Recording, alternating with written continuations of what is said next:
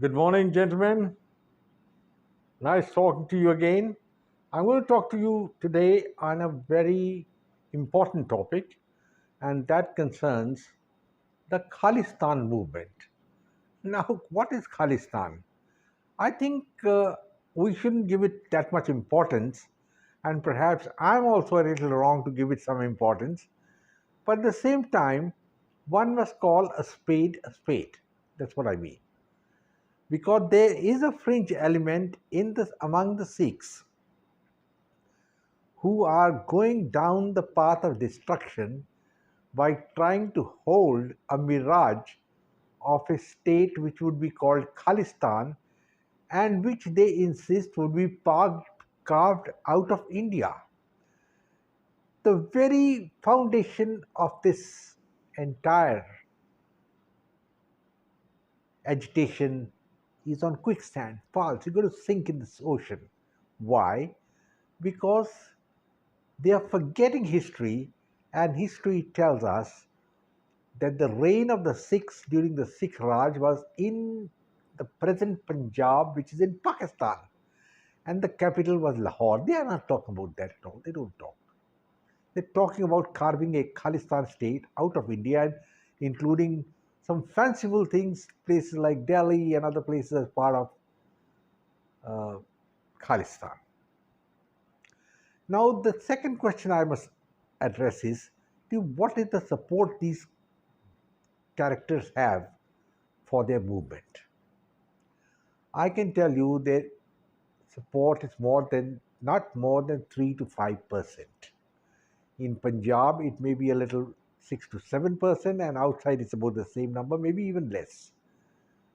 Now, when we talked of the Sikhs in totality, the Sikhs are spread all over India. 50% of the Sikhs are in the state of Punjab, and the rest are spread over India. The ones who are outside India are not interested in Khalistan at all. And the ones in Punjab are being misled.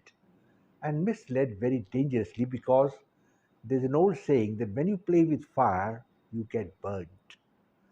The Sikhs must remember that they tried an insurrection after the riots of 84, and the net result was that hundreds of Sikhs were killed as terrorists, and the movement failed, though it was supported by Pakistan. Pakistan, of course, has an axe to grind. What is that axe? India created Bangladesh. They have a hope that they'll be able to create a similar state, a Sikh state. There are a lot of difference between Bangladesh and Punjab. The Sikhs here are in a minority in India, just about 2 to 3%, and in Punjab they are just about 55%. And Punjab is a very small state. Bangladesh was a big state, and 90% of the population was Muslim. It was a different ball game altogether.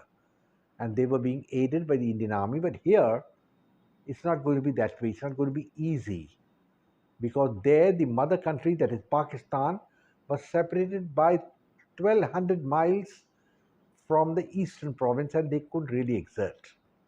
Here, Punjab is contagious to the Indian state, and I think it's like playing with fire, and that would be the very well the end of the Sikh concept of a Sikh state. I don't know how people can really talk about it.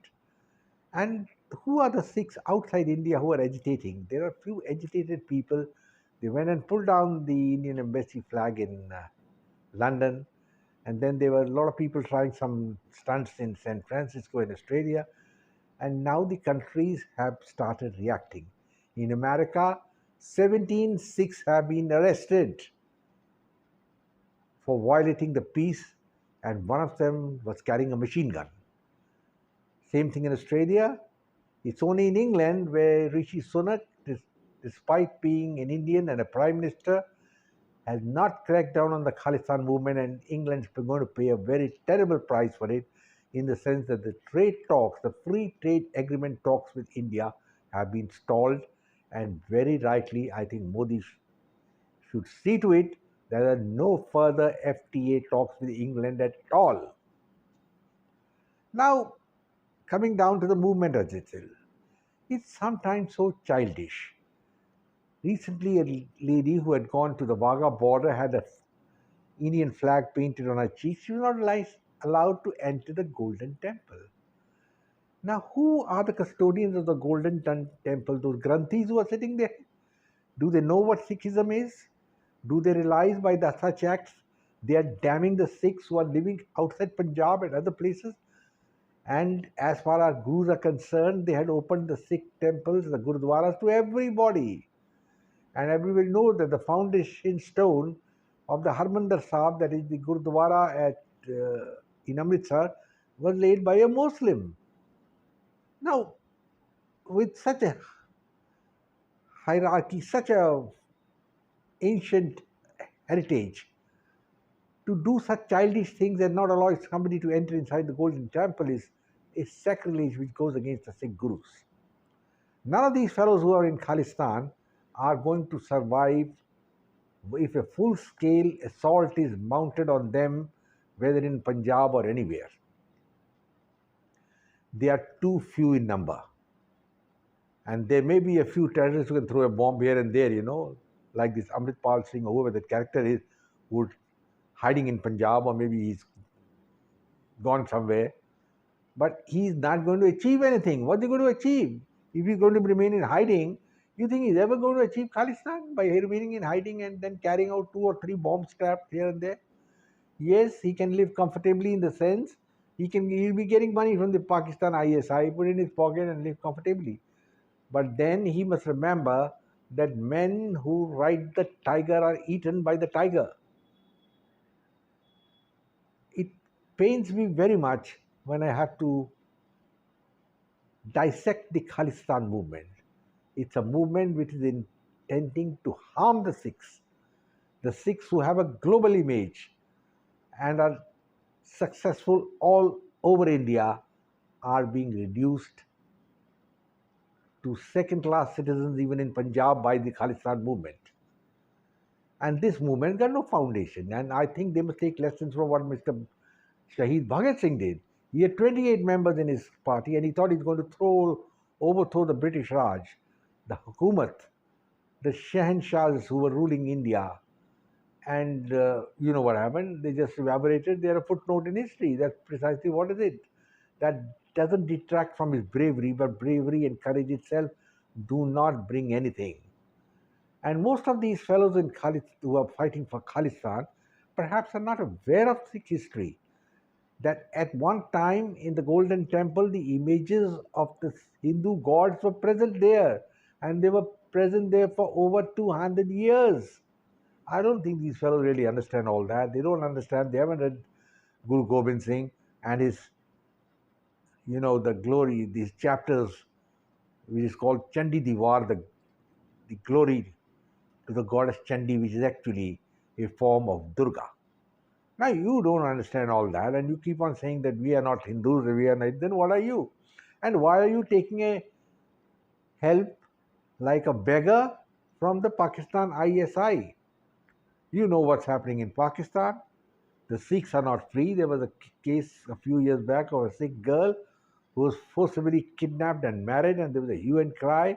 And even Imran Khan, the president and the prime minister, was perturbed. But then what happened ultimately? It all died away. Nobody knows what happened. The Sikhs can talk only on these things, and they rarely can talk on anything else. The Sikh leadership should have been to lead India forward. After all, India had a prime minister who was a Sikh, and he was the prime minister for 10 years. So many Sikhs have occupied very important posts in the Indian state. And yet, if the fringe,